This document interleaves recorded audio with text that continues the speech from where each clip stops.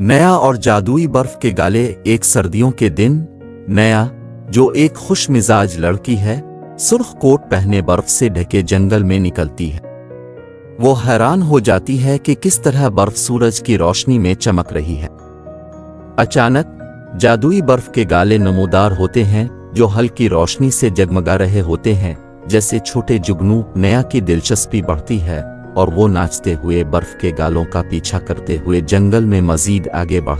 रास्ते में इसकी मुलाकात एक दोस्त बर्फानी लूमड़ी से होती है और दोनों मिलकर बर्फ के गालों का पीछा करते हैं, यहाँ तक कि वो एक चमकते हुए जिमी हुई आबशार तक पहुँचते। आबशार की खूबसूरती से मुतासिर होकर नया अपनी नई दोस्त के साथ खेलती है। वो बर्फ में फरिश्ते बनाती है और बर्फ के आदमी बनाती है। जंगल के दूसरे जानवर भी उसके साथ मिलकर खुशी से रक्स करते हैं और बर्फ की जादुई दुनिया का जश्न मनाते हैं।